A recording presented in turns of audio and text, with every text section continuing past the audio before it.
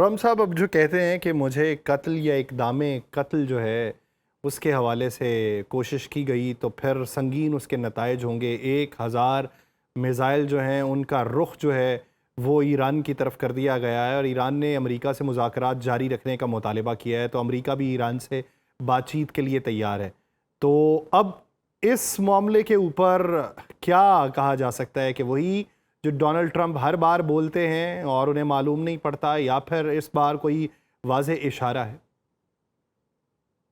देखिए ये Islamic Republic of Japan वाला मामला है ये ट्रम्प का, जो पिछले दिनों आपने देखा होगा उसकी ट्रोलिंग भी काफ़ी हुई। तो उन्होंने ऐलान किया था कि अब नए हुर्मुज़ के ऊपर हफ्ते को ईरान से हमें जवाब चाहिए फाइनल, ना हुँ, देने की सूरत में फिर हम जो है वो हार्श रिस्पॉन्स देंगे। तो मैं भी इस सैटरडे का इंतज़ार कर रहा हूँ और आप भी कीजिए कि ये जब सैटरडे गुज़रती है तो संडे को क्या जवाब आता है और क्या हालात होते हैं, नंबर 1।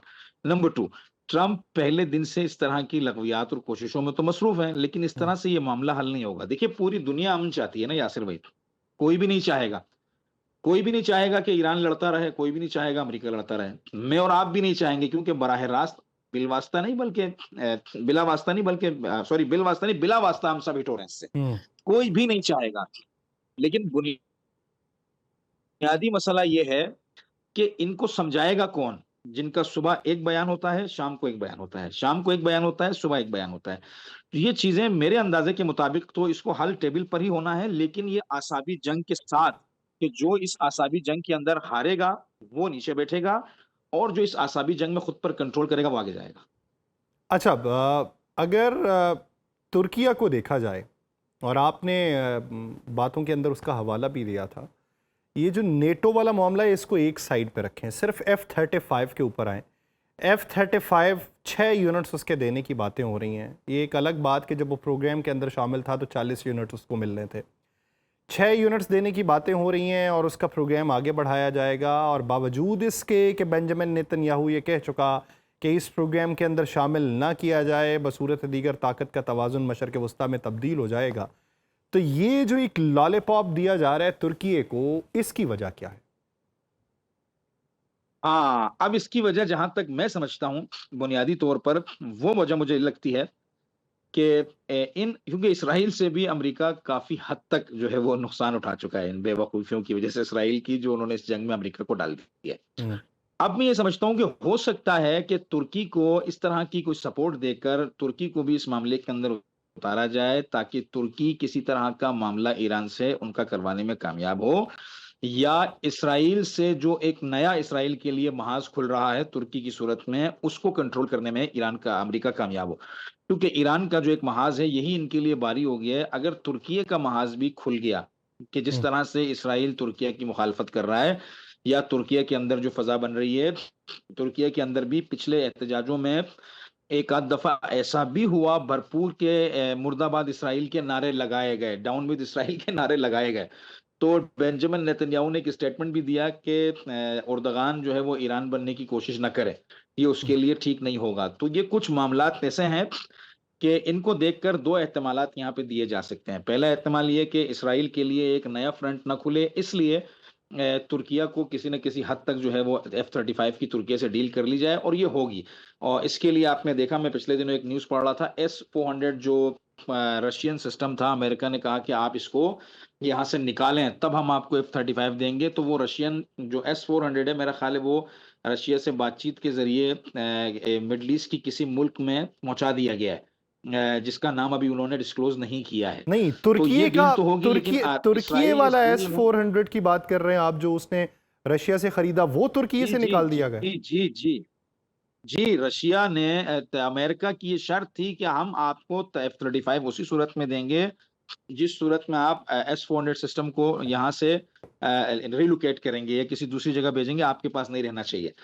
तो उसके लिए फिर मैं ये पिछले दिनों खबर पढ़ रहा था कि तुर्किया मूव कर रहा है उसको किसी तीसरे स्टेट तक रशिया के साथ मुज़ाकरात के ज़रिए और मेरा जहाँ तक अंदाज़ा है वो मिडल ईस्ट की किसी स्टेट के अंदर जो है वो भेजा जाएगा।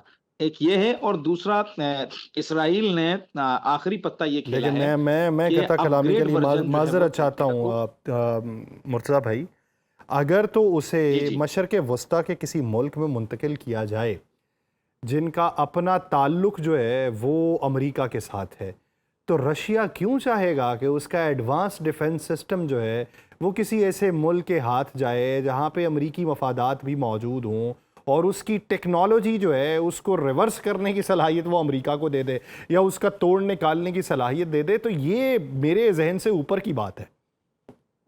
नहीं देखिए ना यासिर भाई, ये तो कोई महंगी बात ही नहीं है। S-400 इस वक्त इंडिया के पास भी है, हम्म। और इंडिया के रिलेशंस इसराइल के साथ ऐसे हैं जैसे दो सगे भाई। और इसराइल का इंडिया से इस सिस्टम की मालूमात को निकालना कोई बड़ी बात नहीं है। हम्म। अमेरिका खुद का भी निकालना कोई बड़ी बात नहीं है। तो अगर वहां आ गया गल्फ में तो क्या नई बात हो जाएगी, नंबर वन। नंबर टू, उन्होंने ऐलान नहीं किया है। हम्म। उन्होंने अभी ये ऐलान नहीं किया है कि वो किस स्टेट की में मूव होगी। सिर्फ खबर डिस्क्लोज नहीं की, ये न्यूज चल रही थी। तो मैं अंदाजा ये बता रहा हूं, जिस शिद्दत से इस वक्त जो है वो मिडल ईस्ट के अंदर एयर डिफेंस सिस्टम्स की जरूरत है, अमेरिकन एयर डिफेंस सिस्टम्स तबाह होने के बाद, मुमकिन है कोई एक मुल्क इस बात पर डील करके रशिया की अपनी सिक्योरिटी के साथ इस सिस्टम को, या उनके अपने लोगों के साथ जो ऑपरेट करेंगे या उसको देखेंगे, उसके साथ उठा ले। पॉसिबिलिटी तो है ना, आप इनकार तो नहीं कर सकते हैं। लेकिन फिर तो एक ये है, सवाल सर, लेकिन फिर एक नाम नहीं सवाल लिया तो उन्होंने, ये भी डिस्क्लोज नहीं बनता है किया। ना सर कि ईरान के साथ रशिया के ताल्लुकात हैं, तो वो किसी ऐसी स्टेट में डिफेंस सिस्टम लगाने की इजाज़त क्यों देगा जहां पर ईरान जवाबी हमलों की सूरत में नुकसान बर्दाश्त करे? नहीं देखें, सिस्टम खरीद रहा है ना हाँ। रशिया, पूरी दुनिया को सिस्टम बेचता है। रशिया के चाइना से बहुत अच्छे ताल्लुकात हैं, और ईरान चाइना के इंडिया से बहुत बुरे ताल्लुकात हैं। उसके बावजूद रशिया इंडिया को S-400 दे रहा है या नहीं दे रहा है? रशिया इंडिया को तैयारे दे रहा है या नहीं दे रहा है? फिर तो चाइना को बीच में आ जाना चाहिए और कहना चाहिए कि भाई इंडिया से हमें मुकम्मल थ्रेट है, लिहाजा आप ना दें। ये तो स्टेट्स के टर्म्स है ना, वो तो असलाह खरीद रहे हैं। मसला ये है कि वो पूरी सेंट्रल ऑफ कमांड बिठा के इस मामले को डील करके वहां से दूसरों पर अटैक कर रहे हैं या नहीं, ये मसला है। उस सिस्टम की निगहदारी करना, उस सिस्टम के लोगों को, उस मुल्क के लोगों को सिखाना और उस पर नजर रखना, ये एक अलग बहस है। वहां से ऑपरेट करके दूसरों पर अटैक करके उन्हें सोर्सेज देकर उनके साथ मिलकर उनका हिस्सा बनना, ये एक दूसरा मरहला है। इन दो को आपको डिफरेंशिएट करना पड़ेगा ना, तो तब ठीक। जाके ये सिलसिला फिर हमें समझ में आएगा कि ये क्या है। तो ये भी एक एहतमाल है, फाइनल नहीं है, एक हम्म। एहतमाल है। हम्म। मेरी अपनी सोच है, ये पॉसिबिलिटी हो सकती है। लेकिन जिस तरकिया ने डिस्क्लोज नहीं किया है कि वो किसको दे रहा है, लेकिन मूव कर रहा है।